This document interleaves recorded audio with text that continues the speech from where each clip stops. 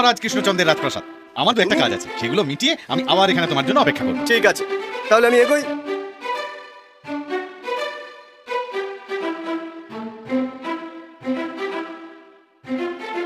কোথায় যাচ্ছ? রাজসভায় মহারাজের সাথে সাক্ষাৎ করতে। অনুমতিপত্র বা আদেশনামা কিছু আছে? না, তা তো নেই। তাহলে দেখা হবে না। দয়া করো ভাই, তোমার দুটি পায়ে পড়ি, একবারটি আমার রাজসভায় যেতে দাও না ভাই। আমার খুব দরকার ভাই। খুব দরকার বললে না? হ্যাঁ ভাই, সত্যিই খুব দরকার। ঠিক আছে, তোমায় ভেতরে যেতে দিতে পারি, তবে তার জন্য কিছু টাকা লাগবে। দিতে পারবে? কত টাকা ভাই? দেখে তো তোমায় বেশ গরিব বলেই মনে হয়, তা কত আর দেবে? তাও এই 100 টাকাই দাও। কিন্তু ভাই, আমার কাছে তো এখন অত টাকা নেই। আমি রাজার থেকে বেশ কিছু পুরস্কার পাবো, সেখান থেকে না হয় তোমায় 100 টাকা দিয়ে দেবো। কিন্তু কথাটা মনে থাকবে তো?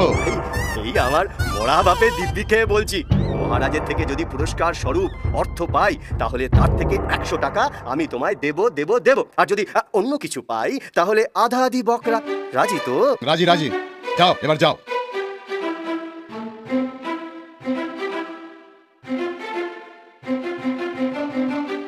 এই কোথায় যাও? রাজসভায় মহারাজ কৃষ্ণচন্দ্রের সাথে দেখা করতে। আদেশনামা কই? নেই। তাহলে রাজসভায় ঢোকার দরজাও খোলা নেই। রাজার সাথে যে দেখা করা আমার বিশেষ প্রয়োজন, একটা পুরস্কার পেতাম। তা হ্যাঁ প্রহরী ভাই, কোনোভাবেই কি দেখা হতে পারে না? দেখা করার একমাত্র উপায় উপযুক্ত দক্ষিণা। ও বাবা, এখানেও ঘুষ? আগের প্রহরীকে বলেছিলুম পুরস্কার যদি নগদ অর্থের বস্তু হলে অর্ধেক। বেশ, আমাকেও তবে তাই দিও। নাও, যাও এখন। চড়ে চড়ে মাস্তুত ভাই, এমন পুরস্কার দেব না, সারা জীবন মনে থাকবে। পৃথিবীর শ্রেষ্ঠ ফুল কি? শ্রেষ্ঠ ফুল হলো পদ্ম। আগে না মহারাজ, ওই শ্রেষ্ঠ ফুল হলো গোলাপ। মহারাজ, শ্রেষ্ঠ ফুল হলো তুলার ফুল, কারণ এর থেকে মানুষ পরিধেয় বস্ত্র পায় এবং সেই বস্ত্রের দ্বারা মানুষ নিজেকে লজ্জা, শীত প্রভৃতির হাত থেকে নিজেকে রক্ষা করে। কে তুমি? আমি গোপাল চন্দ্র, জাতে নাপিত, নিবাস ঘূর্ণি গ্রামে। আপনারা সকলে কি এর উত্তরের সাথে একমত? হ্যাঁ মহারাজ, আমরা একমত, একমত। আমিও তোমার উত্তরের সাথে একমত। বলো, কি পুরস্কার তুমি চাও? আজ্ঞে মহারাজ, 100 ঘা বেতের প্রহার। এ তো শাস্তি। কিন্তু মহারাজ, চেয়েছি যখন, তখন তো আপনাকে দিতেই হবে। বেশ, তাই হোক। চিত্রধর, আদেশ মহারাজ। একে 100 ঘা বেত মারো। যথাজ্ঞে মহারাজ। এই দাঁড়াও ভাই। পুরস্কার দিতে ভয় পেলে নাকি? আমি আসার আগে দুজনকে কথা দিয়েছিলাম যে আমার পুরস্কার আমি সমান দুভাগে ভাগ করে তাদেরকে দেব। তাই তারা কারা? একজন রাজপ্রাসাদের প্রধান ফটকের প্রহরী। তুমি কি তোমার পুরস্কারের ভাগ স্বইচ্ছায় দিতে চেয়েছিলে? ওরা নিজেরাই চেয়েছিল, নাহলে আমাকে আপনার কাছে আসতেই দিচ্ছিল না। বিশ্বাস না হয় নিজে তাদের ডেকে জিজ্ঞাসা করুন। সেনাপতি, ওদের দুজনকে এখানে নিয়ে এসো। যথাজ্ঞা মহারাজ।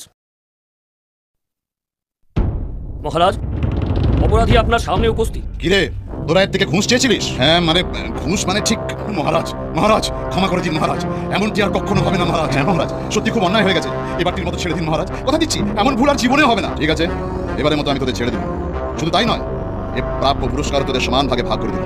ভেত্রধারী মহারাজ, আমি তোদের ক্ষমা করে দিয়েছি তো, কিন্তু এর পুরস্কার 100 ঘা বেত, সেটা তো তোদের ভাগ করে দিতে হবে। ও পুরস্কার আমাদের চাই না মহারাজ। ছি, অমন কথা বলতে নেই। কেউ কিছু চাইলে তাকে সেটা দিতে হয়, না হলে দাতাকে যে নরকে অশেষ কষ্ট ভোগ করতে হয়। এই দেখো বেত্রধর, এখনো দাঁড়িয়ে। কি হলো, শুরু করো। গুনে গুনে প্রত্যেককে 50 ঘা।